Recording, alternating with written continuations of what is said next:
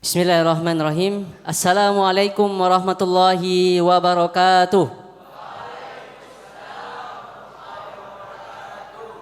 Alhamdulillahirabbil alamin wa bihi nasta'inu ala umuri dunya waddin.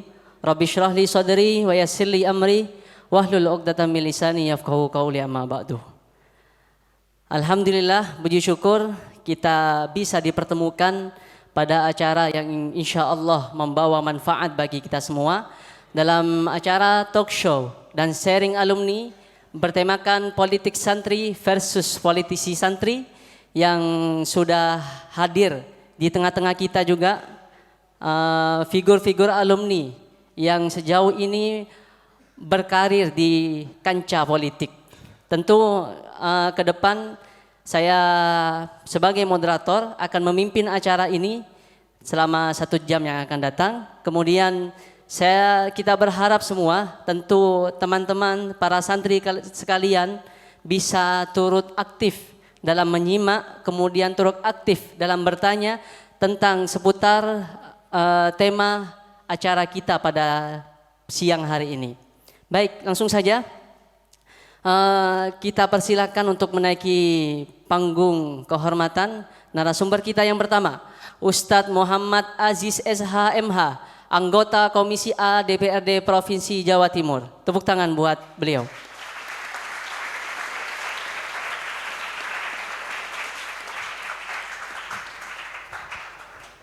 Narasumber kita yang kedua yaitu Ustadz Hatta Kunaifi SPD, anggota Komisi B DPRD Bangkalan. Tepuk tangan buat beliau.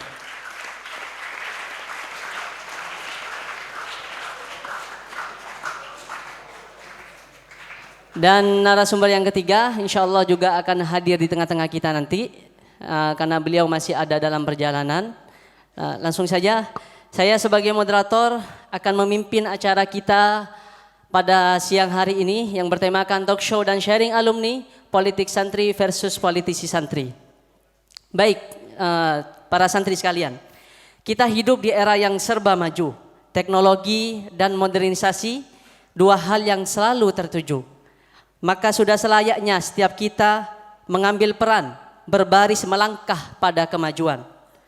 Pesantren dengan kaula mudanya yaitu santri perlu ambil posisi untuk mulai berkontribusi. Hari ini kita melihat figur-figur hebat yang lahir dari rahim pesantren mulai ambil peran dan posisi agar mereka turut andil membangun negeri. Santri harus tahu 10 tahun ke depan mereka akan menjadi bagian dari generasi penentu masa depan. Mari ambil posisi kita sebagai santri untuk mengawal perubahan. Santri harus menjadi aktor utama penentu setiap kebijakan dan kemaslahatan. Tepuk tangan buat kita semua.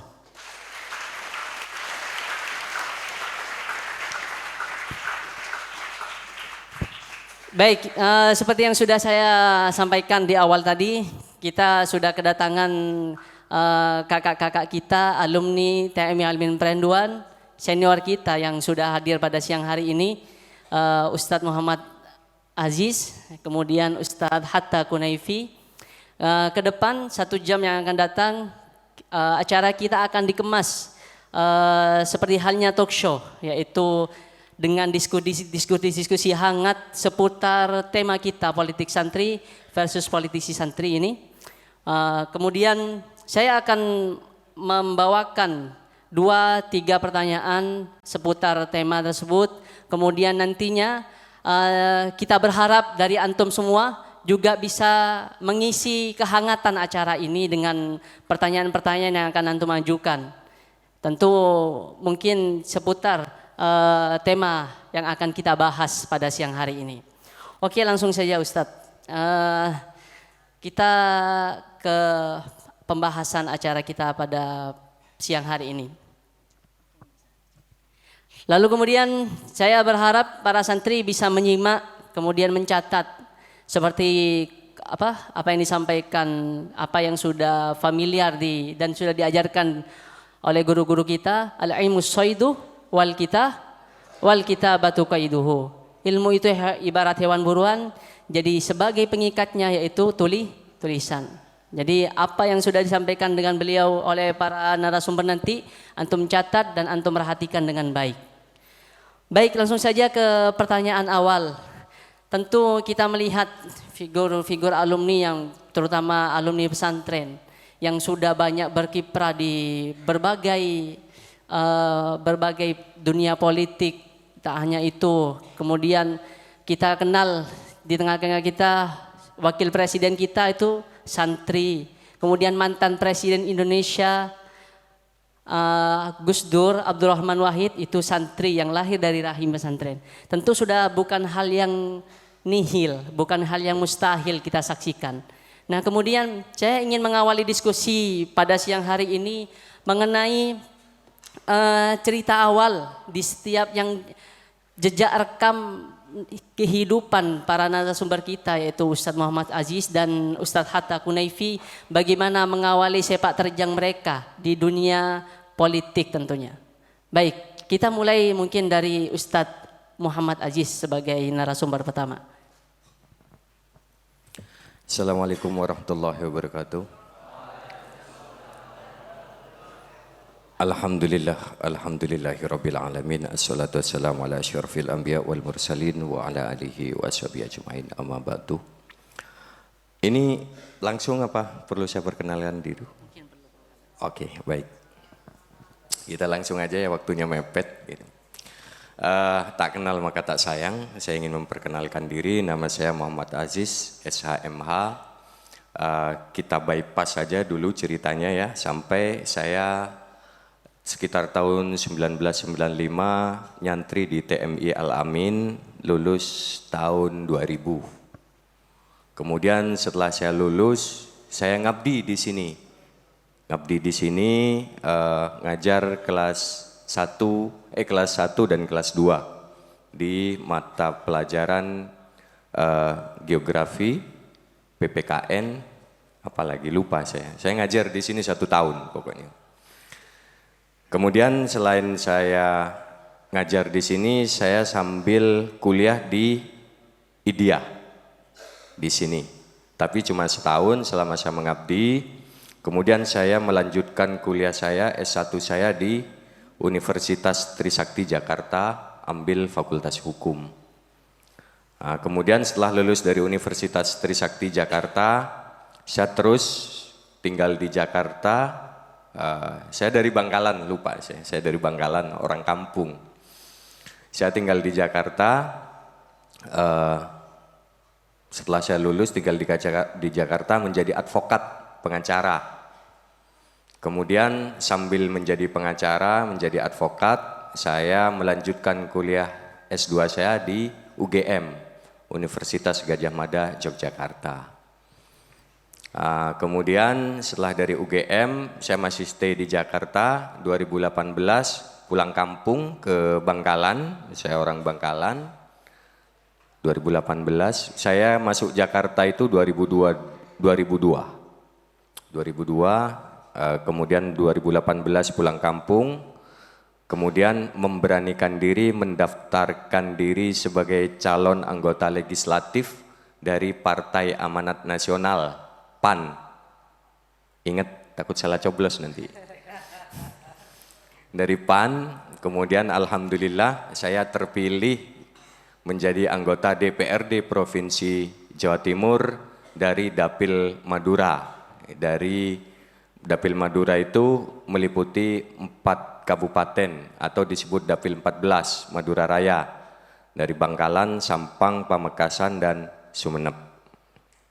Kemudian saya juga karena perintah partai, karena saya basisnya hukum, saya kuliah S1, S2 saya hukum, saya ditempatkan di Komisi A DPRD Provinsi Jawa Timur yang membidangi hukum dan pemerintahan. Itu sedikit sekilas perkenalan, apalagi? Mungkin bagaimana rekam jejak awal antum sehingga punya motivasi atau keinginan untuk terjun ke dunia politik? Oke, jadi kenapa saya terjun ke politik? Insya Allah nanti kalau sudah, ini HI belum ya? Nanti kalau sudah menjelang akhir, saya dulu di sini itu ada semacam kuliah umum, itu menjelang saya lulus, itu selama 7 hari berturut-turut. Biasanya kelas 6, nanti insya Allah program itu masih ada ya, adik-adik masih ada. Nanti yang hadir di situ pembicaranya ada pengusaha, ada mungkin politisi, pejabat, seniman dan lain sebagainya. Itu nanti dikasih materi, itu nanti pada saat kita kelas 6.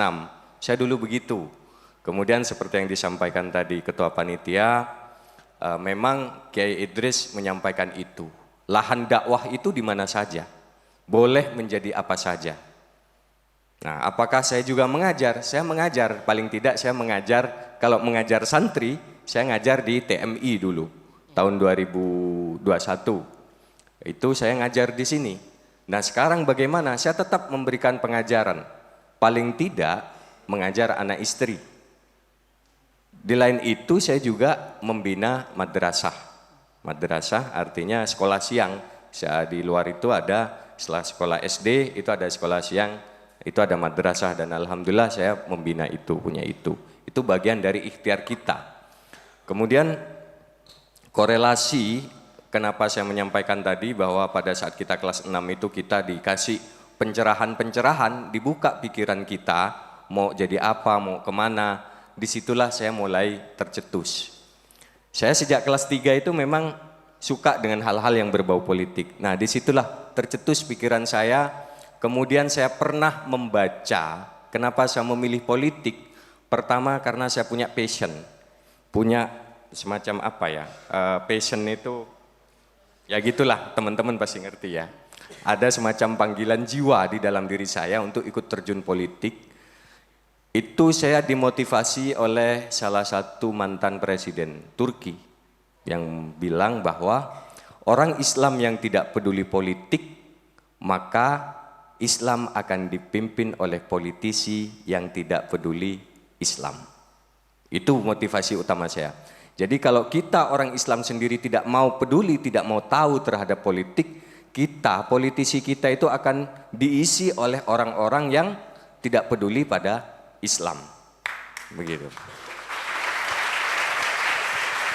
Nah, teman-teman ini orang-orang pesantren semua, orang-orang baik semua. Jadi kalau orang-orang baik ini tidak mau terjun ke politik, tidak mau mengisi bidang politik, maka jangan salah kalau para politisi kita diisi oleh orang-orang yang tidak baik. Maka teman-teman sebagai orang baik sudah dididik selama tahunan di sini, insya Allah masih ada sisa-sisa kebaikan, nilai kebaikan, itu harus terjun ke politik, begitu. Baik, sudah hadir di tengah kita yaitu Ustadz Wazirul Jihad, alumni TMI sekaligus politisi partai asal Pamekasan, sudah bergabung di tengah-tengah kita. Assalamualaikum Ustadz. Baik, kita kembali ke materi yang sudah disampaikan oleh Ustadz Aziz. Nah, yang mana tentu ada motivasi lain, motivasi yang melatar belakangi rekam jejak beliau sejauh ini sehingga karirnya encer di dunia politik, bisa dibilang kayak gitu. Antum kan sudah berapa periode Ustaz? Oh, 1 periode masih ya. Jadi setelah Ustaz Abdul Aziz, saya ingin mendengar penjelasan dari Ustadz Hatta Kunaifi. Tentu dengan pertanyaan yang sama tentang rekam jejak beliau, bagaimana beliau mengawali karir di dunia politik dengan basic atau cover seorang santri. Baik, silakan Ustaz.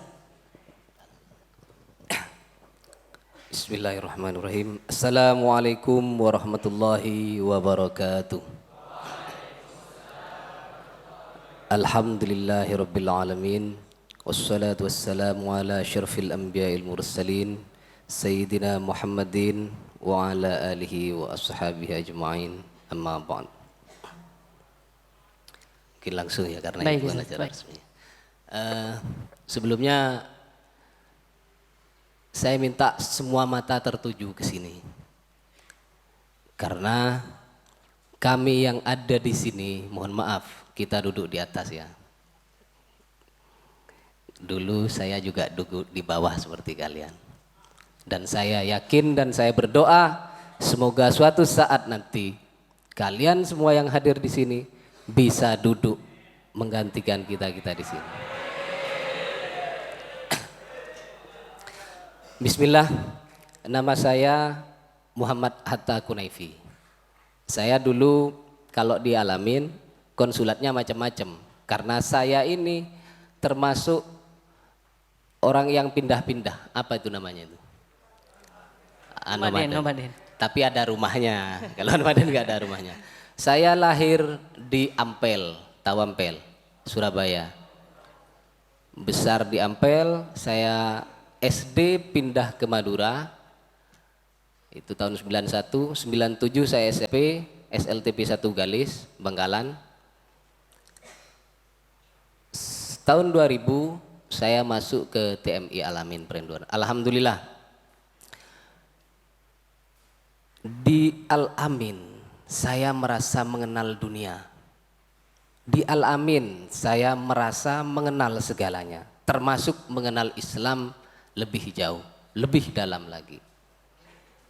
Jadi kalau kalian berada di sini, jangan kalian pikir itu semua sebuah kebetulan. Kalian adalah orang-orang yang dipilih, adik-adikku, untuk bersama di sini menimba ilmu. Kalau dawuhnya almarhum Kiai Haji Muhammad Idris Jauhari, Abah Idris itu, ini adalah kawah candra di muka. Tempat kalian ditempa. Ya kan? Jadi kalau kalian nyanyi himne Al-Amin, itu dihayati, dipelajari betul-betul. Nanti suatu saat camkan di hati kalian agar kalian bisa menjalankan apa yang kalian ucapkan. Itu modal sebagai politisi. Tahun 2000 saya masuk di TMI. Alhamdulillah karena saya ini agak sedikit badung. Tapi jangan ditiru ya badungnya ya. Saya suka keluar pondok, tapi dalam yang resmi. Waktu itu jurnalistik muda memanggil saya, ada tur ke Jogja, saya ikut jurnalistik muda. Dari situ sampai sekarang membentuk karakter saya menjadi seorang jurnalis. Tapi saya tidak pernah berprofesi sebagai jurnalis.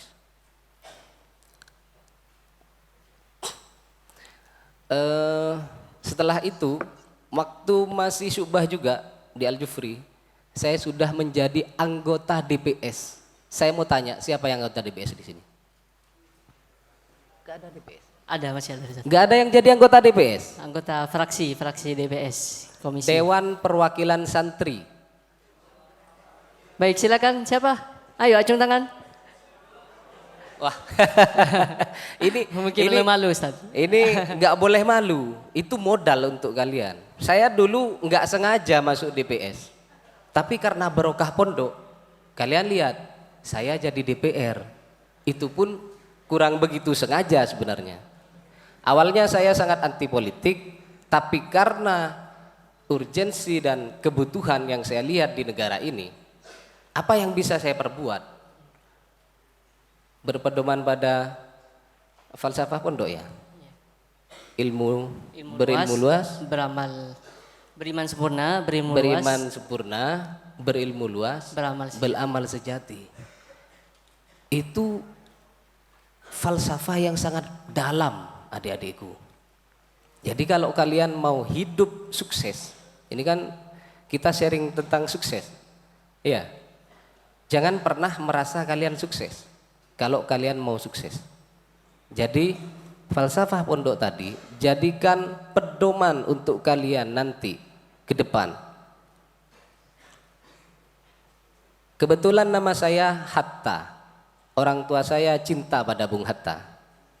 Saya dari awal tidak suka politik, tiba-tiba terjun ke politik karena saya dulu waktu kelas 6 nih HI menulis tokoh idola itu Bung Hatta. Dan dari profil beliau saya banyak belajar bagaimana cara manajemen, diajarin kan di PKM ya. Itu sangat berfungsi. Gimana kalian caranya mandi, makan, Apa lagi itu? Dua menit. Iya kan? Itu suatu saat nanti akan sangat berguna. Bahkan saya kalau tiap kesini, kebetulan saya dulu nggak sempat ngabdi. Satu-satunya alumni waktu itu pada masa itu diharamkan untuk tidak mengabdi. Saya satu-satunya yang tidak mengabdi. Produk sudah HMI Pak. Jadi waktu itu almarhum Ki Idris mengizinkan saya karena tahun 2004 itu saya kelas 6. Alhamdulillah dan innalillah abah saya almarhum dipanggil oleh Allah Subhanahu wa taala. Saya belum lulus. Tapi pada saat itu juga ada menjadi motivasi yang besar buat saya. Sampai saya melahirkan karya-karya sastra waktu itu, sampai pernah masuk di Jawa Pos kolom budaya itu. Kalian harus terlejut semangatnya untuk berprestasi seperti itu. Saya dulu paling nakal, tapi saya selalu di B1. Wali kelas saya Ustadz Fatah Kiai. Ustadz Fatah. Kalian boleh tanya Ustadz Fatah masih kenal sama Hatta yang nakal gitu. Tanya kalau ada yang ini, pasti kenal beliau. Karena saya dulu, ini cerita ya, 1 bulan itu hampir tidak masuk kelas, dicari sama Ustadz Fatah. Kalian boleh nakal, tapi ingat, kenakalan kalian cuma 1%, 99 harus prestasi. Buktikan seperti itu. Oke? Tepuk tangan bagi dia semua. Jadi mungkin nanti sambil disambung ya karena ini talk show dan waktunya terbatas. Saya serahkan kepada Ustadz moderator. Baik, terima kasih atas penjelasannya Ustadz. Jadi bagaimana kita sudah tahu, sudah mengerti bahwa pesantren memang sudah menyediakan sebagaimana kawah candra di muka. Kita bisa belajar apapun di sini, kita bisa mengembangkan potensi apapun di sini ya dengan pendidikan pesantren tentunya. Maka oke, kita lanjut ke narasumber kita yang ketiga. Pertanyaan yang sama tentang rekam jejak Ustadz Wazirul Jihad dalam dunia politik, apa yang memotivasi awal mula antum memotivasi untuk terjun ke dunia politik? Baik Ustadz. Bismillahirrahmanirrahim. Assalamualaikum warahmatullahi wabarakatuh. Waalaikumsalam warahmatullahi wabarakatuh. Alhamdulillahirabbil alamin alladzi amarna bil ittihad wa nahana 'anil ikhtilaf fil ilhad. Wassalatu wassalamu ala sayyidina Muhammad al-fatih lima ulik wal khatim lima sabaq nasiril haqqi bil haqqi wal hadi ila siratikal mustaqim wa ala alihi haqqa qadrihi wa miqdaril azim, amma ba'du. Jadi salawat fatih itu adalah salawat ciri khas Pondok Pesantren Al-Amin. Tidak boleh dilupakan. Sehingga mulai dari pondok sampai saya lulus menjadi ustadz, sampai keluar, sampai sekarang setiap ngisi-ngisi acara, setiap ngisi-ngisi pengajian mesti menggunakan salawat fatih karena itu adalah ciri kita. Allahumma sholli ala Muhammad. Allahumma sholli ala Muhammad. Dari 3 orang yang hadir di sini yang sukses secara politik ini adalah murid-murid saya. Loh, Ustadz gimana kok nggak sukses? Politik itu kesuksesannya bukan di kursi anggota dewan, tapi investasi perjuangannya memanage partai politik menjadi negara pemerintahan yang sesuai dengan ala santri. Jadi kalau Ustadz Aziz saya masih pernah. Kalau sama Ustadz Wakil Presiden Muhammad Hatta ini karena apa? politik itu kan salah satu teori untuk menyusun, menata pemerintahan ataupun negara. Di pondok pesantren kita diajari tentang teori-teori berorganisasi, teori-teori berpemerintah, teori-teori bernegara. Semuanya ini saya yakin kalau sudah masuk kelas 5 menjadi muallim pertama, sudah masuk menjadi organisasi semuanya. Ya. Kelas 6 ada yang menjadi pengurus. Kalau dulu apa namanya? Ismi. Ismi, ya Ismi. Sekarang tetap. Tapi Ismi. Di atasnya Ismi itu Kalau organisasinya ya ISMI paling ada mahkamah MPO. oh ya MPO sebagai pembina organtrinya. Ya.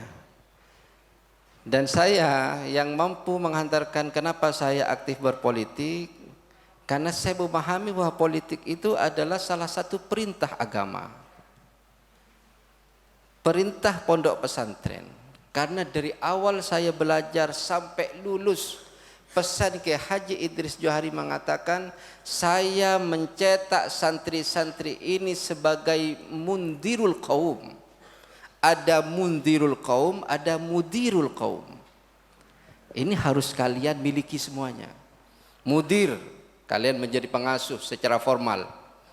Boleh menjadi seorang kepala sekolah, boleh menjadi seorang kepala negara, boleh sebagai menjadi kepala pemerintah seperti ustadz-ustadz kalian pada hari ini. Boleh. Boleh yang paling terkecil Kiai Idris selalu menyampaikan di dalam pidato-pidato takhrij, pidato-pidato pelulusan wisuda, walaupun hanya menjadi seorang pemimpin di musola-musola harus dilakukan. Tidak wajib menjadi pemimpin besar. Ini adalah amanah masyayikh kita, amanah guru-guru kita. Ini yang saya pegang. Sehingga penggodogan, benar kata Ustadz Hatta, bahwasanya di pondok pesantren ini sudahlah kita harus tutup mata, tutup telinga. Ketika orang luar, teman-teman kalian, sahabat-sahabat sekalian, atau ada dari keluarga-keluarga kalian, ngapain kalian mau mondok? Ini tidak keren.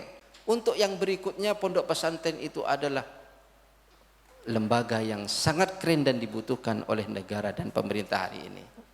Buktinya, kepala daerah di Pamekasan seorang santri, di Sumeneb santri, ibu nyai padahal. Sampang seorang pengusaha, Bangkalan kiai dan santri. Artinya apa? Pesantren itu adalah posisi yang sangat strategis untuk menjawab tantangan pemerintah dan bangsa ini. Tepuk tangan buat kita semua.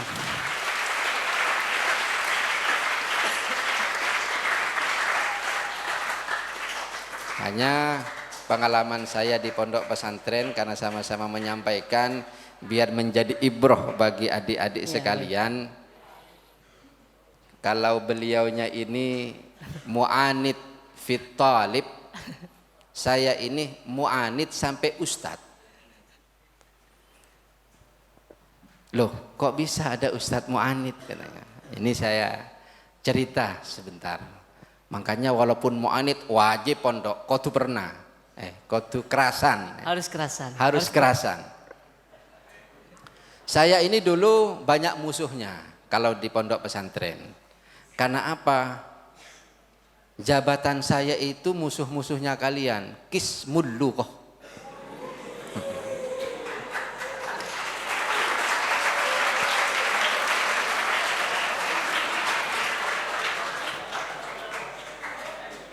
Jadi saya itu kelas 5 pernah di penerbit, baru 1 bulan dipindah menjadi Kismul lughah. Kelas 5. Naik ke kelas 6 saya menjadi Mahkamatul lughah. Jadi urusan jasus itu mitra saya. Mitra saya, jasus itu mitra saya. Jadi siapa man takallama Indonesiatan atau Manduriatan fahkum. Nah, kalau sekarang kan enak. Sekarang ada sampai kalau dulu Ustaz Aziz ini tempeleng ini. Ini masih berlaku kekerasan fisik. Tapi sekarang enggak, alhamdulillah. Sekarang sudah tidak. Jadi terakhir itu insya Allah di masa saya, di masa jenengan masih ada Ustaz? Masih ada ya? Jadi ada sebuah kejadian yang sangat heboh dulu karena Mahkamatul Lugha itu ada 2 orang, saya dengan Ustadz Guntur Romli. Tahu Guntur Romli? Saya marhalahnya kiainya jenengan, Kiai Dr. Ghazi Mubarak Idris Jauhari. Jadi saya letingnya beliau. Ada seorang tokoh nasional sekarang itu muda namanya Ustadz Guntur, mungkin Ustadz tahu. Mahkamatul Lughahnya di situ. Jadi kalau ada orang yang, kalau dulu jasusnya itu bukan 10 atau 5 orang. Setiap yang dipanggil menjadi jasus. Bisa saja separuh dari santri itu menjadi jasus. Setiap malam tidak kurang dari 100 sampai 200 orang. Bayangkan kalau sudah berjejer. Cuman kualitasnya insya Allah seperti Ustadz Aziz ini hasilnya. Jadi Mahkamatul Lughah. Jadi bagian bahasa itu ya sudah. Jalan sebentar. Intabi ya akhi. Mahkamatul Lughah, Qismul Lughah. Sudah. Tidak enak jadi Mahkamatul Lughah. Yang enak itu jadi Qismul Aman. Yang paling dibenci Qismul Aman Ustaz Aziz. Yang paling dibenci itu 2 kalau dulu sama santri. Qismul Lughah sama Qismul Ibadah. Benar ya? Ya akhi asri. Wah, jadi melatih kepemimpinan yang sangat hebat. Saya ketika lulus saya masih mengabdi di pondok pesantren ini selama 2 tahun. Ada dulu setelah pondok pesantren ini ada Ma'hadul Ali. Sekarang masih ada? Enggak ada. Enggak ada. Jadi setelah pesantren ini di Ma'hadul Ali itu selain melanjutkan ke sekolah tinggi setidak itu digodok untuk persiapan sekolah ke Al-Azhar, ke Kairo. Kalau masih santri ya ceritanya sama dengan Ustadz Aziz sama Ustadz Hatta. Kemana-mana mesti bermasalah.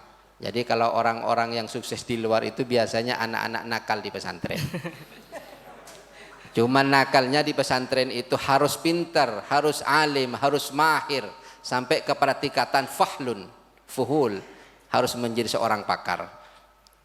Cuman gayanya memang nakal kalau dulu. Lora Gozi sama. Pernah di makhluk. Bareng saya rokokan di makhluk nih beliaunya.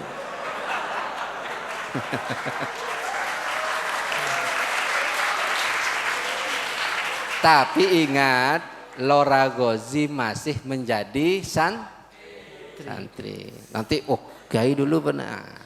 Itu cerita perjalanan masing-masing orang. Pernah disuruh lari sepondok bawa plakat maklumat ana talibun mu'anidun bisabih hakadha wa hakadha. Jadi begitu. Baik. Nah, jadi Ustadz ini saya itu pernah punya kisah bersama Ki Maktum Jauhari. Saya kan sama dengan Ustadz ini, sering kabur. Ini ceritanya sudah menjadi murid begitu. Ya, cuman jangan ditiru. Wala tusyariku wala tattabi'u. Nah, bagaimana caburnya? Ternyata Ki Maktum itu beliau itu punya mukasyafah. Suatu hari saya kabur lewat timurnya pondok. Ini dulu pondok Al-Jufri Ustaz ya, yang timur ini. As-Solehah. Saya lewat Solehah waktu maghrib. Ustaz Maktum pakai sepeda. Ilaina anta ya wazir. Aduh, ketahuan saya itu. Maghrib saya mau lari itu. Gagal saya. Dapat 1 minggu, saya diam-diam. Saya lari lagi lewat tempat yang sama, lolos. Sampai ke Sumeneb, jalan-jalan. Jadi ustadz saya itu. Karena apa? Saya dengan teman-teman dicetak untuk persiapan sekolah ke Al-Azhar. Setelah turun dari Sumeneb, kira-kira jam malam, mobil turun di barat ini, di barat Asyifa, apa nih, Mustasfa. Di barat itu, turun mobil, Kiai Maktum itu sudah nunggu. Saya turun, ya Ustadz Wazir, aduh. Ila min aina anta? Langsung gemeter saya. Ya salam. Ternyata kalian tidak boleh nakal, senakal apapun tetap diketahui oleh mudir dan masyayikh kita. Tidak boleh nakal, karena senakal apapun ustadz ini tahu dan para kiai kita tahu. Hanya kadang-kadang masih dibiarkan sama beliau-beliau. Sehingga setelah itu saya itu istirahat untuk menjadi nakal. Ada istilah istirahat untuk Ya. menjadi nakal. Baik Ustaz. Itu cerita tentang bagaimana saya di pondok pesantren, walaupun nakal, saya selalu memegang komitmen keilmuan dan komitmen keorganisasian. Dua hal ini, ilmu dan organisasi, yang menjadi bekal saya ketika saya melanjutkan kuliah di Jamiah Al-Islamiyah Surabaya, IAIN Sunan Ampel Surabaya. Hanya saya memiliki cerita yang sangat sampai sekarang saya simpan. Ada cerita yang sangat membekas Ustaz. Ini selalu menjadi dosa bagi saya. Makanya setiap tahun saya datang ke pondok, saya minta maaf ya Ustaz. Ana atlubu minkum al-afu ala kullil af. Saya minta. Kenapa? Ketika saya diutus sama Ustadz Guntur untuk meneruskan sekolah di Al-Azhar, ikut seleksi beasiswa. Surat kan sudah lulus nih. Kita punya muadalah, sudah dikirim ijazah kita. Ada 2 orang yang mau berangkat. Setelah ikut seleksi di Surabaya, saya tidak ikut seleksi. Ternyata saya ikut kuliah di Indonesia. Setelah seleksi pulang Ustadz, saya berdua. Kebetulan mudirnya adalah Kiai Maktum Jauhari untuk Ma'had Ali. Setelah dipanggil, berhadapan di depan Kiai Maktum, bingung ini. Kalau Guntur itu enak sudah. Tapi semuanya itu ada hikmahnya. Di hadapan Kiai ditanyakan, Kaifah al-imtihan? Syarokta al-imtihan? Yang Guntur mengatakan, na'am ya Ustaz, syaroktu insyaallah bin natijah al-jayyidah. Kaifah anta ya wazir? Bingung saya itu. Namanya orang nakal ini. Sudah jadi ustadz masih nakal Ustaz. Tapi jangan ditiru. Kaifah anta ya wazir? Diam saya itu. Aduh, gimana ini caranya nih? Saya tidak ikut ujian sudah atas perintah pondok. Ketiga kalinya, kaifah al-imtihan ya wazir? Saya menjawab, ana syaraktul imtihan fil Jamiah Al-Indonesia IAIN Sunan Ampel ya Ustaz. Langsung namanya Kiai Maktum Jauhari itu marah sama saya. Ada kalimat yang selalu saya ingat. Ya wazir, ma raditu ana anta ta'allam fi Indonesia. Bayangkan sampean, kalau kita tidak mendapatkan ridha pada guru, para kiai, sudah, jangan mentang-mentang punya kecerdasan IQ dan kehebatan di dalam berorganisasi, gagal semuanya. Makanya wajar kalau saya gagal mencalonkan diri menjadi anggota DPR daerah. Tapi yang sukses ini adalah mu'anid yang baik, kalau saya yang tidak baik. Tetapi dengan ridho para guru saya pamit, terus saya melanjutkan kuliah. Dan di kuliah saya aktif berorganisasi, dan di organisasi ini saya, karena saya orang anak santri, betul kata Ustadz Aziz tadi, siapa lagi yang akan pegang tampuk-tampuk kepemimpinan di negara ini kalau bukan anak santri yang memiliki ilmu keagamaan yang kuat, yang memiliki akhlak karimah yang kuat, minimal bekal yang sudah digariskan oleh baginda Nabi besar Muhammad sallallahu alaihi wasallam. Boleh kita gagal di parlemen, tapi tidak boleh gagal di dalam berkhidmah at-tarbawiyah, baik di pemerintah ataupun di masyarakat. Mungkin itu saja Ustaz. Baik. Dari sekian penjelasan yang diutarakan oleh Ustadz Wazirul Jihad, ada statement yang menarik bahwa kesuksesan di dunia politik bukan diukur dari kursi-kursi yang didapatkan, tapi bagaimana politik bisa menjadi jalan bagi kita untuk memberikan kemaslahatan. Nah, jadi baik, kita akan ke pertanyaan selanjutnya tentang tema kita hari ini, yaitu politik santri versus politisi santri. Nah, hari ini lalu bagaimana antum melihat dua tema, ya, dua kalimat ini? Jadi pandangan antum dengan tema acara kita hari ini itu bagaimana, Ustadz? Mungkin saya persilakan untuk memberikan penjelasan, Ustadz Aziz. Ya, terima kasih. Ini temanya politik santri dan politisi santri. Seolah-olah dua hal ini vis dihadap-hadapkan gitu. Padahal tidak boleh menurut saya ini. Kenapa ada politik santri? Artinya apa sih santri itu? Kalau tidak salah 6 bulan 3-4 bulan lalu saya pernah ngisi acara juga ya sama teman-teman YHI. Saya sampaikan bahwa insya Allah kita ini sudah digembleng. Ada yang 4 tahun, 5 tahun, 6 tahun. Kalau saya terus terang 5 tahun. Maaf, saya nggak masuk subah. Saya langsung jadi masuk di semester kedua, langsung masuk ke kelas 1 gitu. Saya bukan alumni subah saya. Walaupun mu'anid katanya Ustadz ini. Nah, artinya begini, apa sih politik santri itu? Politik santri adalah cara kita berpolitik yang mencerminkan perilaku kita sebagai santri. Cara kita berpolitik yang mencerminkan kita sebagai santri. Apa sih yang dipelajari oleh santri? Tentu tadi yang disampaikan Pak Ketua Panitia, khairun nas anfa'uhum linnas. Sebaik-baiknya manusia adalah yang bermanfaat bagi orang lainnya. Tentu kehadiran kita sebagai santri, politik santri, itu adalah memberikan manfaat. Yang kedua adalah memperjuangkan nilai-nilai. Insya Allah begini, di dalam Islam itu, ini kita bicara agak sedikit lebar, mungkin teman-teman kalau keluar nanti akan ada politik identitas, dibentur-benturkan. Kebangsaan kita ada yang mencoba untuk merobek-robeknya. Padahal republik ini didirikan oleh para santri. Perang 10 November itu teriakan Allahu Akbar.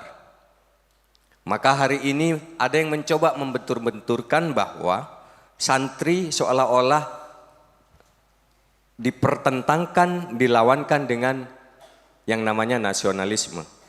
Padahal nasionalisme yang kita bangun, yang kita bentuk bangsa ini, insya Allah pemilik saham mayoritasnya adalah kaum santri, para kiai yang mendirikan republik ini.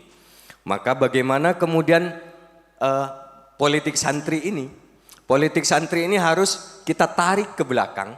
Bagaimana para pendiri bangsa ini, Hadratus Syekh Kiai Haji Hasyim Asy'ari, Kiai Ahmad Dahlan, dan para kiai-kiai besar lainnya.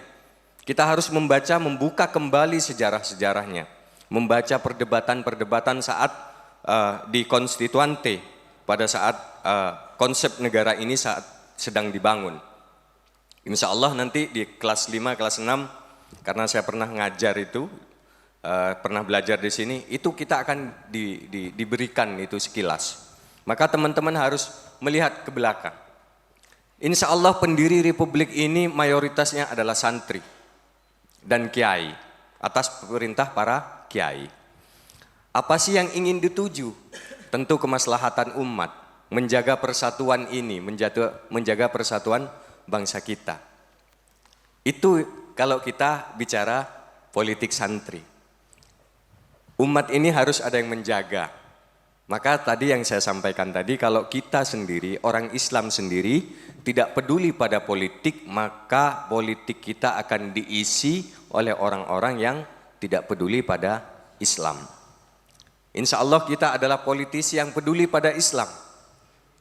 Islam seperti apa? Islam rahmatan lil alamin seperti yang diajarkan di pesantren kita. Inilah nilai-nilai keislaman yang dididik, yang ditanamkan pada kita sejak kita kelas 1 sampai kelas 6. Kemudian politisi santri. Politisi santri tentu back lagi. Artinya kembali lagi ke identitasnya sebagai santri. Politisi santri insya Allah akan mencerminkan nilai-nilai perjuangan yang sudah ditanamkan di dalam pesantren. Kita ini kan diajarkan untuk menjadi mundirul kaum.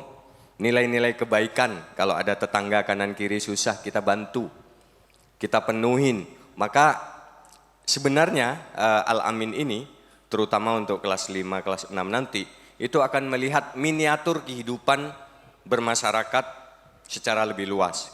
Kita di sini ada yang berbagai macam konsulat, ada yang dari Jawa Barat, Sumatera Selatan. Kalau dulu di zaman saya itu mayoritas Jawa Barat. Jadi waktu itu dulu orang Madura sendiri kalau sudah melihat konsulat Jawa Barat itu agak-agak ciut nyalinya. Kalah masa kita kan gitu. Karena dulu banyak itu. Jadi disinilah kita politisi santri adalah dalam definisi dan pemahaman saya adalah kembali menerapkan nilai-nilai atau ajaran yang sudah ditanamkan oleh guru-guru kita saat kita menjadi santri. Yang disampaikan Ustadz Wazir tadi, beliau ini guru saya.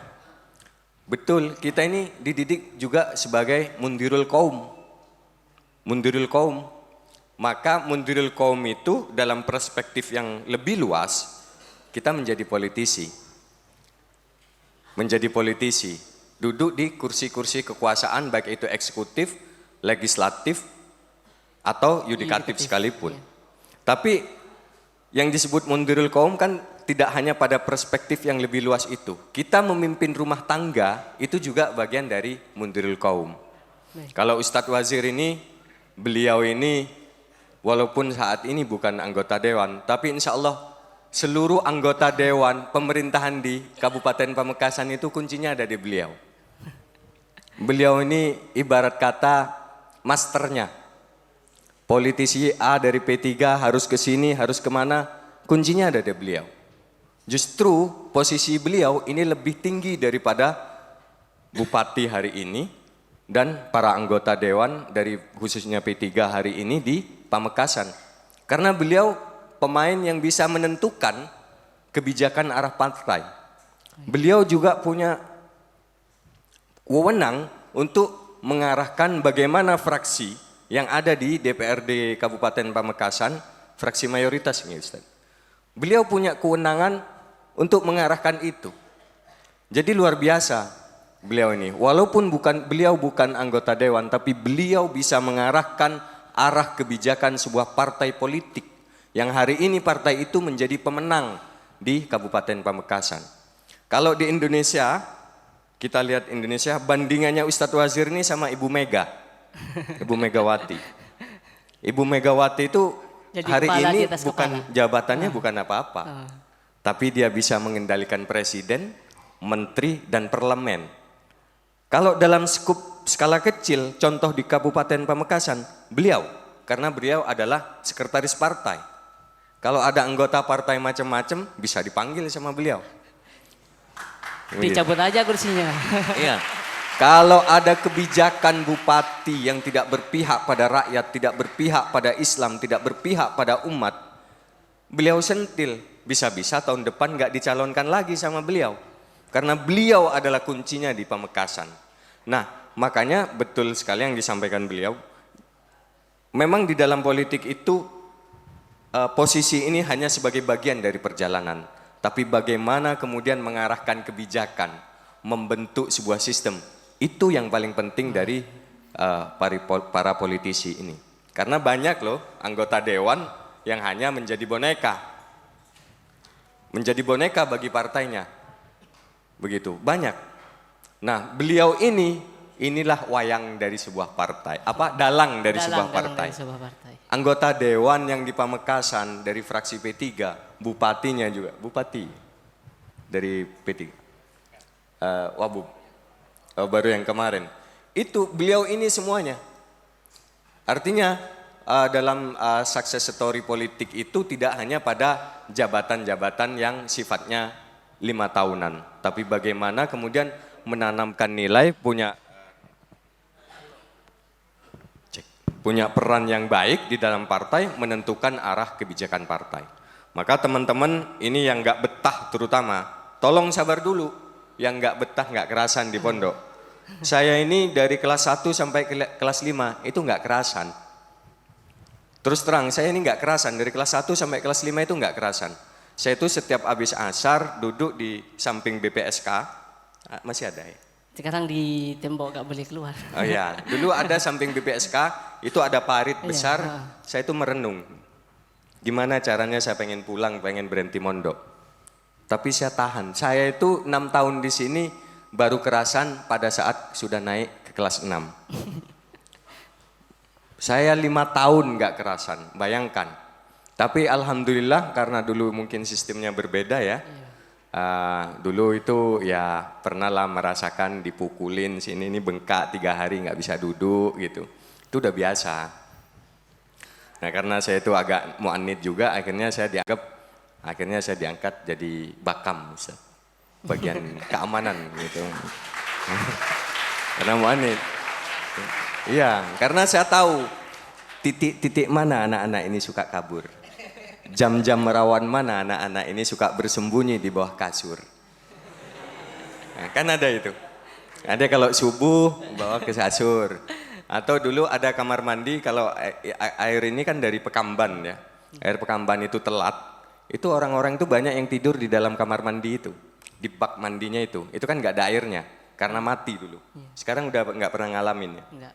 Dulu kamar mandi kita itu sering kosong karena mesinnya mati. Jadi kita nggak cuci muka, nggak apa. Hanya sekedar wudhu di masjid. Nah, di sana itu banyak yang tidur. Nah, saya tahu di situ tempat persembunyian. Karena saya pernah pelakunya gitu kan. Aktornya. Jadi teman-teman harus tetap sabar. Apa yang kita, insya Allah nggak nyesel. Apa sih saya ini banyak ditanya, apa sih yang menjadi penyesalan terbesar saya pada saat saya ada di pondok? Apa yang membuat saya menyesal pada saat saya keluar?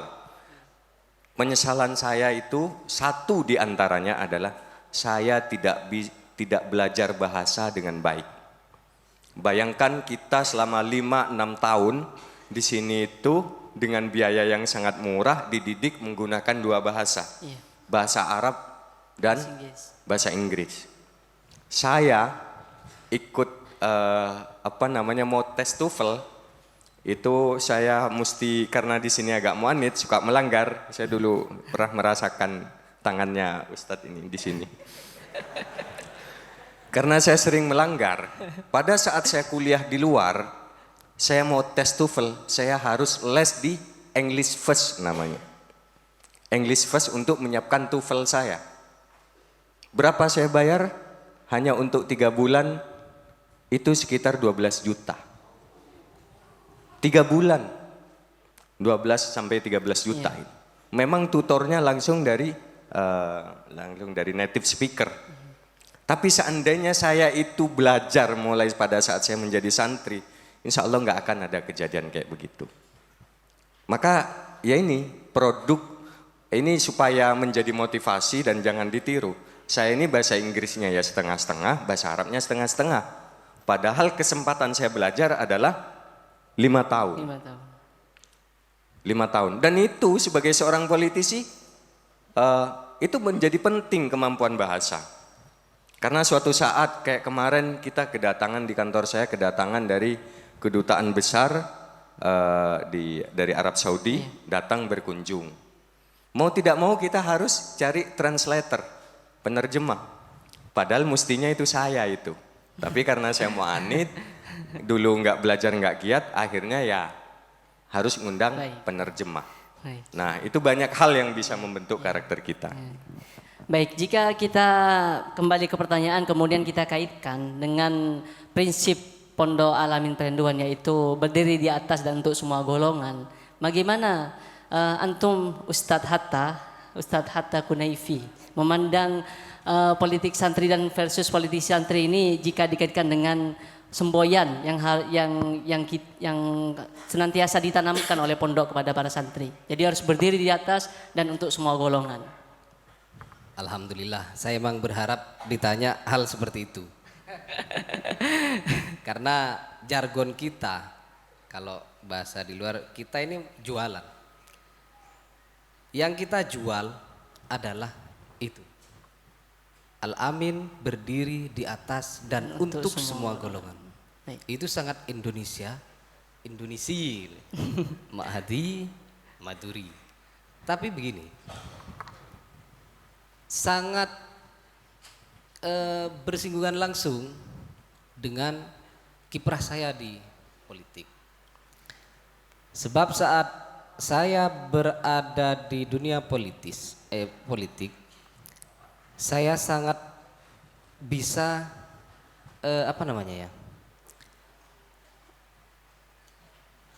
melaksanakan apa yang menjadi cita-cita pondok. Tidak hanya sebatas jargon. Kebetulan saya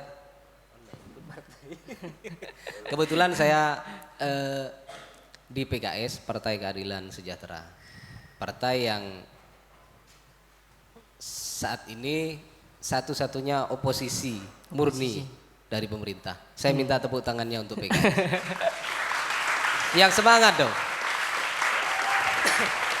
Jadi awal saya masuk ke politik itu salah satu niat saya adalah mempersatukan umat Islam yang sekarang sedang dipecah-pecah. Bukan terpecah belah, tapi dipecah belah. Saya agak sedikit lebar. Baik. Jadi kalian semua yang ada di sini harus paham tentang sejarah Indonesia sendiri. Selama 350 tahun lebih, bahkan sampai dunia reformasi, memasuki era reformasi sekarang, kita masih terjajah sebenarnya secara hakiki.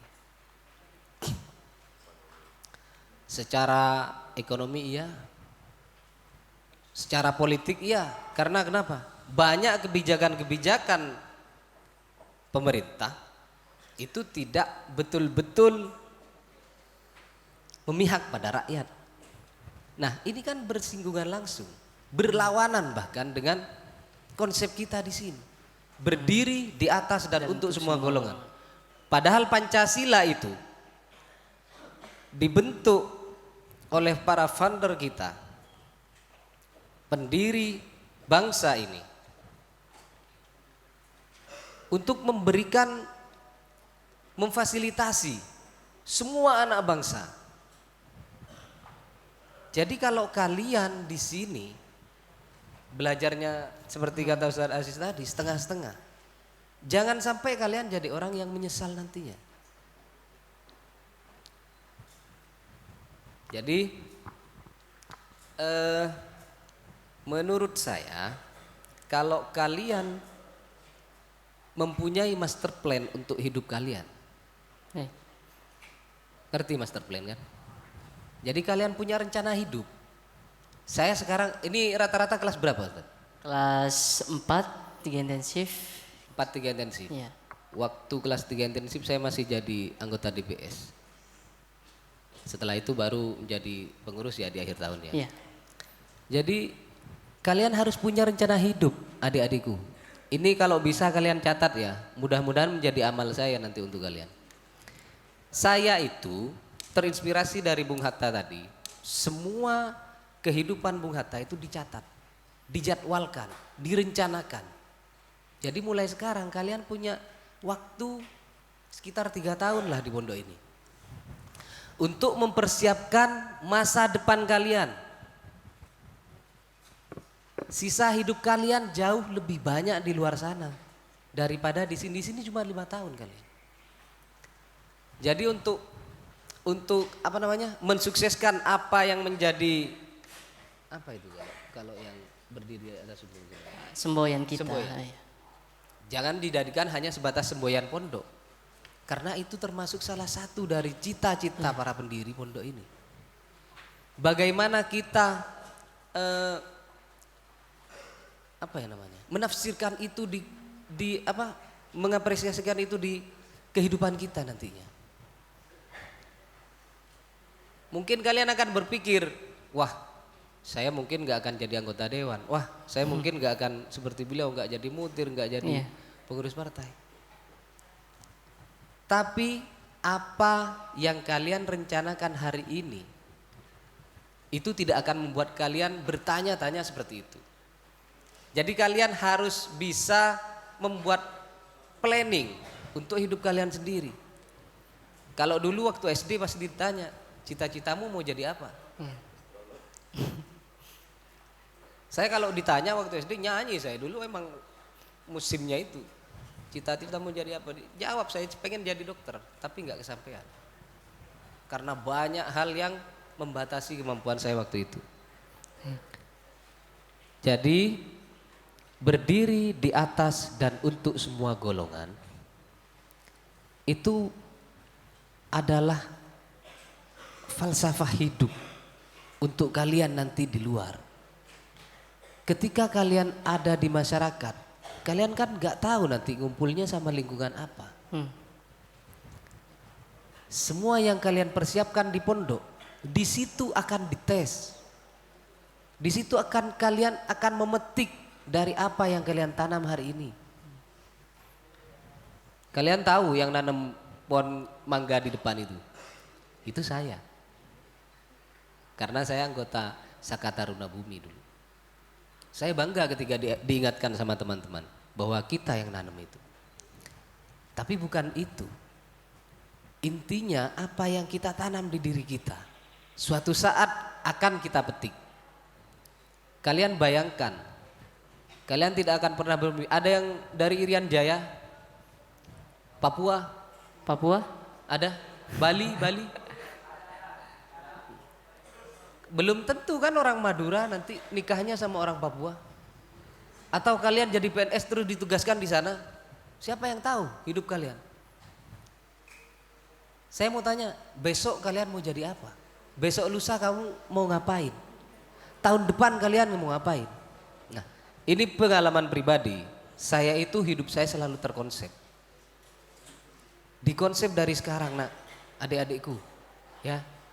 5 tahun lagi saya sudah harus jadi ini. 10 tahun lagi saya harus jadi ini. Tahun depan saya harus begini. Jadi kalian mempunyai batasan, tapi ciptakan sendiri batasanmu. Lalu lampaui itu. Tahun depan saya pengen punya mobil Alphard. Siapa yang larang? Gak ada kan? Yang akan jadi pertanyaan nanti, sejauh mana kamu mempersiapkan dirimu di sini untuk mengejar target yang kamu canangkan tadi. Dan ingat pesan Pak Kiai, di pundak kita, di dada kita, di kepala kita tertempel stempel santri Al-Amin. Sering itu kalau pulang pondok pasti beliau menyampaikan para almarhum ini. Kami titip pondok, nak. Wajah pondok adalah kalian adalah cerminan dari wajah pondok. Kalau kalian baik di masyarakat, maka baiklah Al-Amin.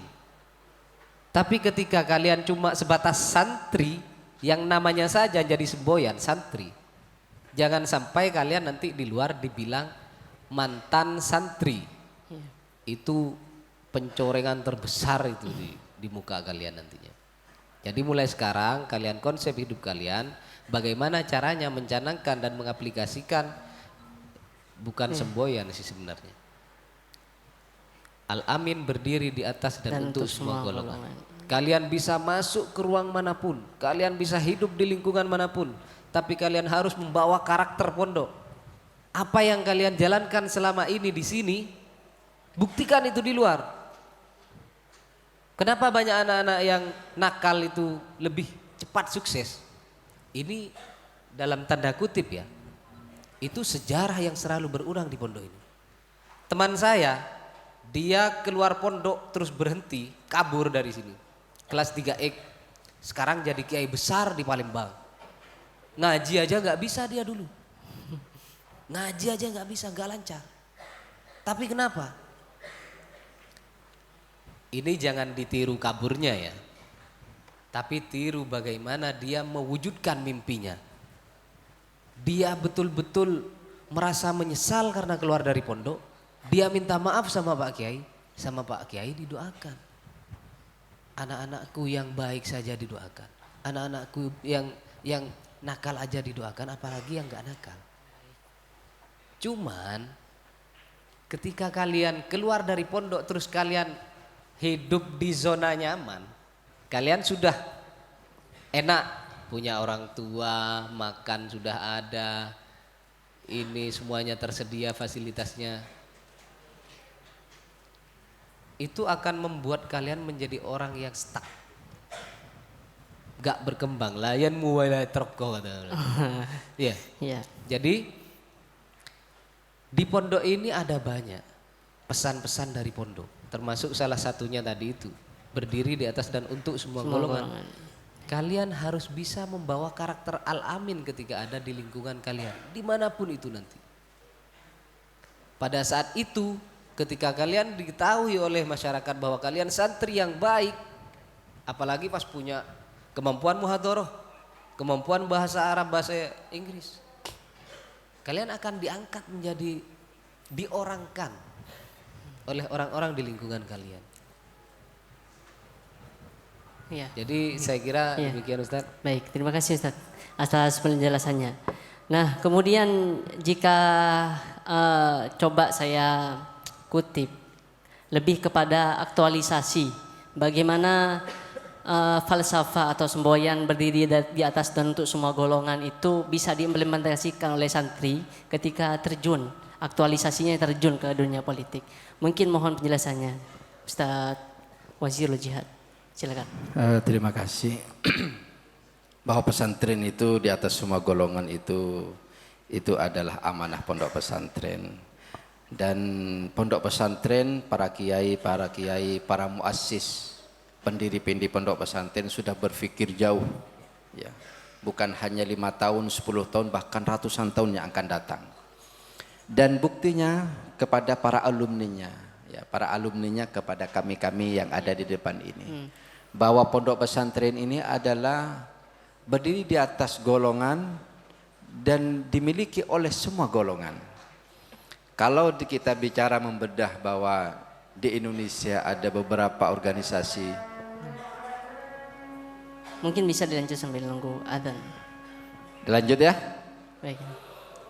Organisasi-organisasi besar, katakanlah ada Nahdlatul Ulama NU, ada Muhammadiyah, ada SI, ada Perti, ada organisasi-organisasi yang lainnya. Pondok tidak bisa mengklaim karena pondok pesantren ini adalah milik mereka semuanya. Mungkin saya bersama Ustadz Hatta berbeda organisasi keagamaannya. Saya bersama Ustadz Aziz berbeda organisasi keagamannya. Tapi apa? Kami merasa dimiliki oleh pesantren. Kami merasa memiliki pondok pesantren ini. Karena apa? Pondok pesantren Al-Amin ini tidak berdiri di atas golongan saya, tidak. Pondok pesantren Al-Amin tidak hanya berdiri di atas golongannya Ustadz Hatta, bahkan Ustadz Aziz, tidak. Tetapi berdiri di atas semua golongan. Maka kami sangat mendapatkan faedah dan manfaat ketika kita berada di pondok pesantren Al-Amin. Tidak sama dengan pondok-pondok yang lain. Pondok yang lain mengatakan ini kalau kelompok pondok ini harus masuk ke partai politik ini, organisasinya ini. Bagi kita seumpamanya ada sebuah pondok dalam tanda kutip A, saya organisasinya B, saya pondoknya di A, maka secara keilmuan saya harus mengikuti organisasi pondok itu. Sehingga kan kerepotan bagi saya. Tetapi pondok pesantren Al-Amin jauh puluhan tahun dari para muassis mengatakan bahwa pondok pesantren Al-Amin ini adalah berdiri di atas semua golongan dan milik semua golongan. Sehingga bagi kami tidak kerepotan. Saya aktif di Partai Persatuan Pembangunan P3. Beliau ini aktif di PKS, Partai Keadilan Sejahtera. Ustadz Aziz aktif di PAN.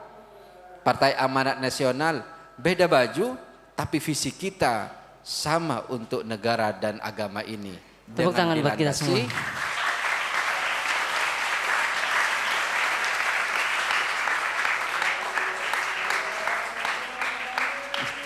Jadi bajunya ini hakikatnya dan hatinya ini, bajunya ini beda. Kepala kita ini beda cara berjuangnya, tapi hati kita sama, adalah Ma'haduna Al-Amin. Baik, terima kasih Ustaz. Contoh, ini sangat besar manfaatnya bahwa hati kita adalah Al-Amin. Ustadz Aziz ini kelasnya menjadi pejabat provinsi di atas kelasnya Ustadz Hatta, Ustadz Aziz. Jadi beliau ini harus mencari suara bukan hanya di Bangkalan, tetapi semadura. Harus punya suara di Sampang, harus punya suara di Pamekasan, harus punya suara di Sumeneb. Dulu Ustadz Aziz ketemu di Hotel New Ramayana. Ketika beliau di dalam proses pengamanan suaranya, dia sampaikan tadi, mengatakan bahwa Pamekasan harus ada yang menahkodai. Jadi kalau urusan Pamekasan, politik internal ataupun eksternal, saya bisa ikut serta salah satunya. Sehingga ketika Ustadz Aziz, walaupun beda baju dengan saya, dia PAN, saya P3,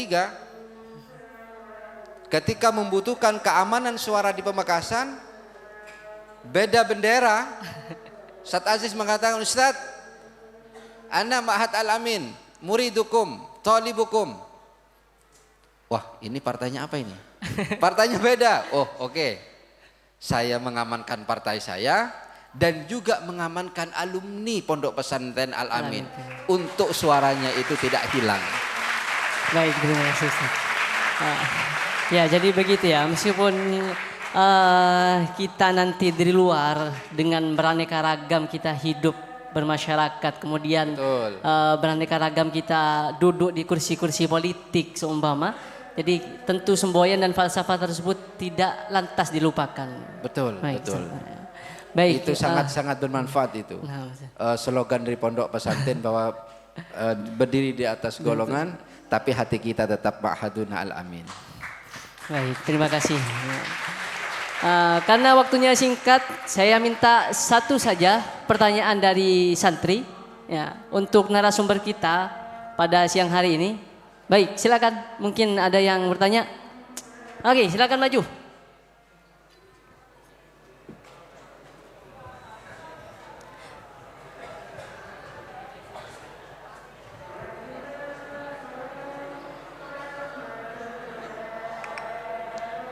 Baik, silakan perkenalkan nama, asal dan kelas.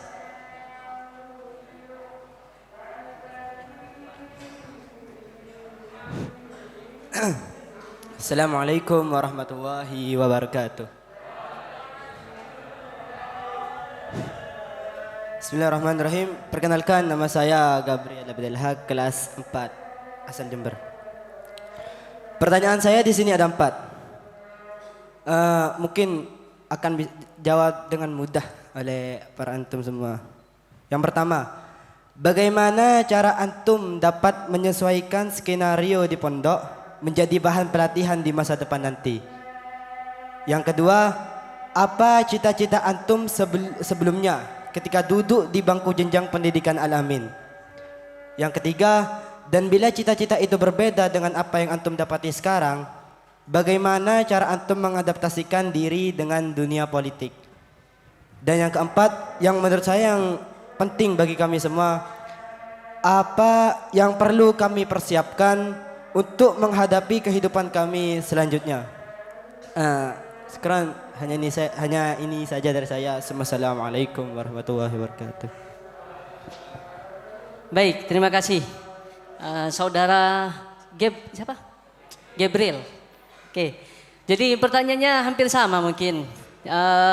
Kalau saya jadikan satu pertanyaan saja, mungkin lebih kepada bagaimana antum menerapkan skenario sehingga antum bisa sukses berkarir di dunia politik. Baik, mungkin silakan bisa dijawab secara singkat, Ustaz. Cek. Ini ada 4 ya tadi. Bagaimana kemudian supaya kita bisa beradaptasi pasca kehidupan kita di pondok. Insya Allah kalian nggak perlu banyak adaptasi. Inilah yang akan Indonesia terjadi di masyarakat nanti. Inilah Indonesia kecil. Di sini ada yang mungkin basisnya NU, ada yang Muhammadiyah, mungkin ada yang Al-Wasliyah, atau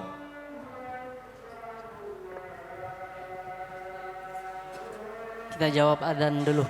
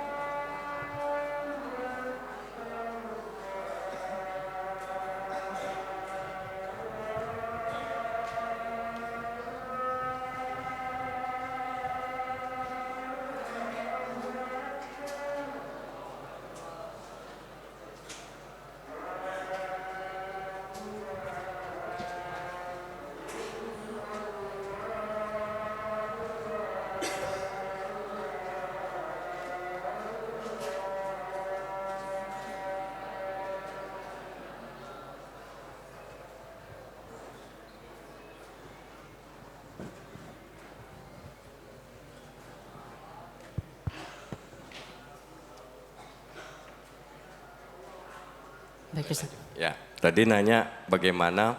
Insya Allah teman-teman tidak perlu banyak adaptasi karena kehidupan di pondok kita ini sudah mencerminkan kehidupan yang di luar.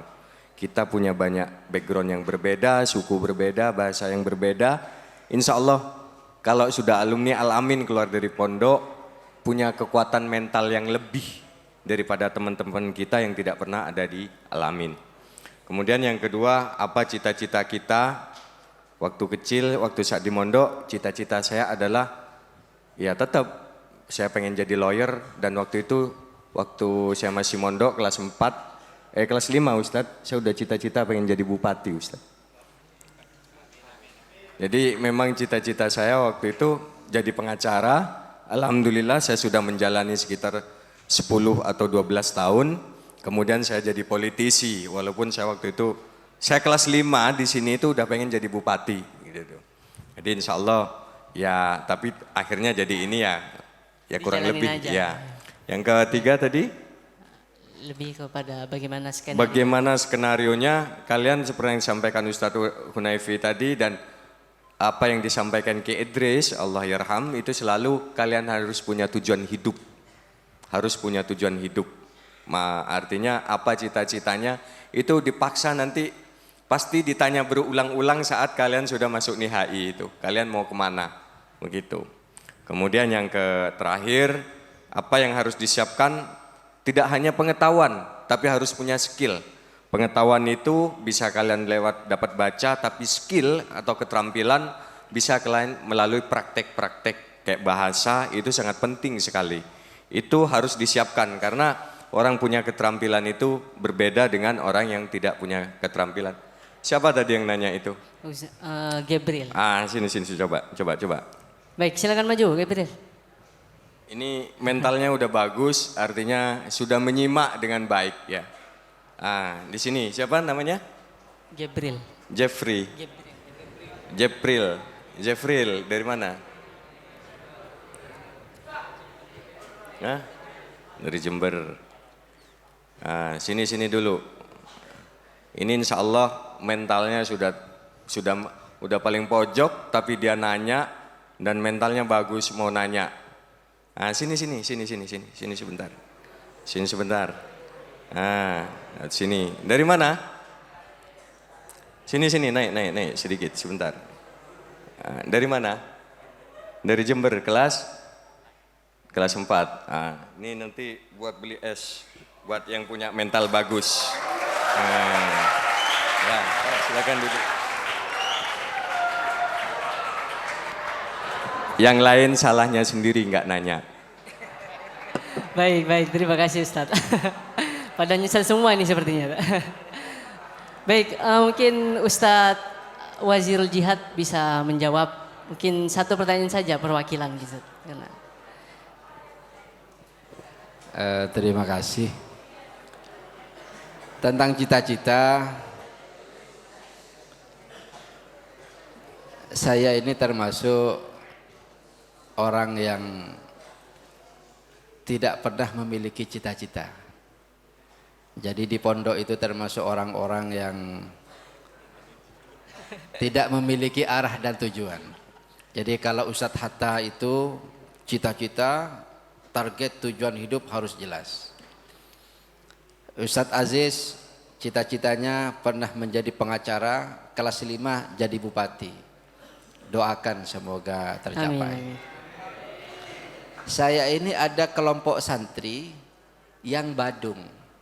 Kelompok santri saya tak jelas. Apa? Ketika ditanyakan cita-cita kamu apa, kata Ustadz? Tidak ada Ustadz. Jadi saya ini adalah orang yang tidak memiliki cita-cita ketika nyantri.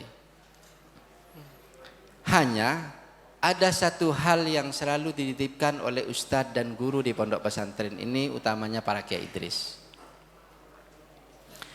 Apa? Dan ini nanti akan menjawab dari skenario apa yang harus saya lakukan ketika di pondok pesantren dan akan di luar. Ada mahfudot di pondok pesantren itu, talib manjadda wajada. Manjadda wajada. Siapa yang Sungguh-sungguh sungguh-sungguh pasti akan berhasil. mesti dia akan dapat. Mayyazra, wah sudah hafal. Mayyazra, manjaddah.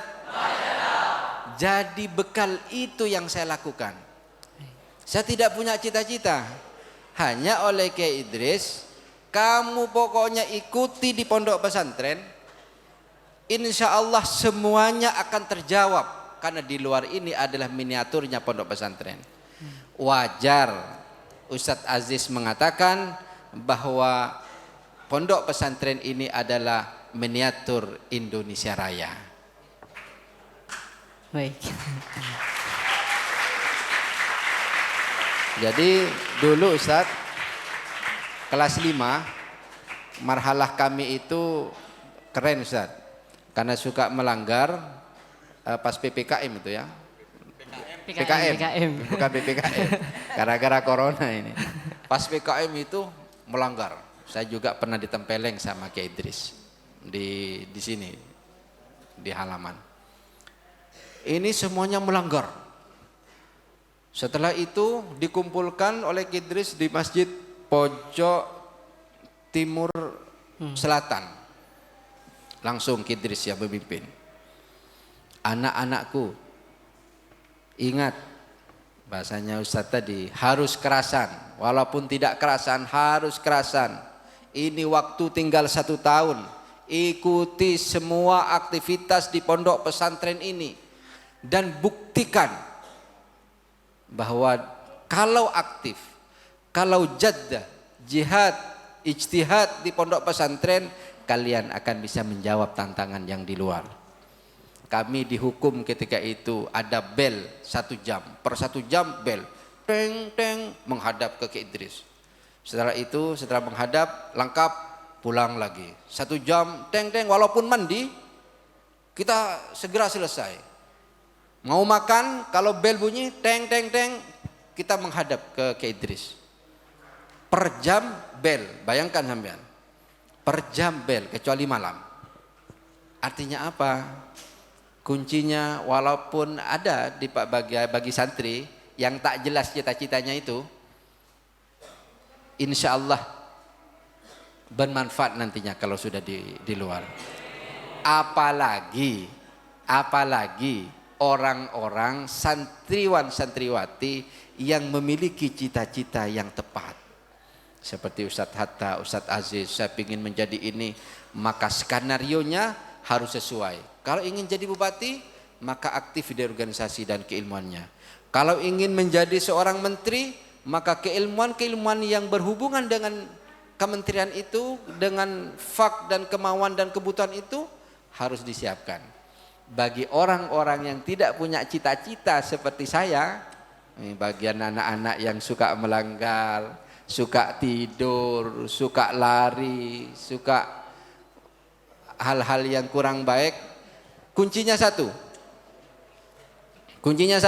Kalau kalian ikuti semua ada yang di pondok, kalian akan sukses di luar. Baik. Saya sekolah walaupun suka kadang-kadang bolos, karena di sini tidak mungkin bolos Ustaz. Tetap tepat tahu, saya rajin. Kasyaf, saya rajin. Pidato itu dulu muhadarah, ada komunitas untuk mencetak dai namanya IPRA, Ikatan Pecinta Retorika Al-Amin. Saya juga ada di dalamnya. Ada bola saya ikut, ada diklat saya ikut. Pokoknya saya mengikuti apa kata Ustadz dan Kiai. Pokoknya apa yang sudah disiapkan di pondok pesantren, saya ikut semuanya. Pramuka ikut ini, sehingga saya sampai ikut jambore nasional, sampai lomba pidato bahasa Inggris di Gontor. Saya ini juara nomor 2 nasional.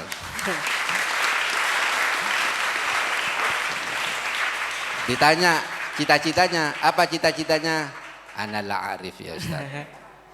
Baik, terima kasih Ustaz. Terima kasih. Mungkin ini yang lebih beda dari Ustadz Hatta, mungkin pesan singkat karena waktu kita terbatas Ustadz. Mohon maaf karena Mungkin antum bisa menyampaikan pesan singkat untuk para santri.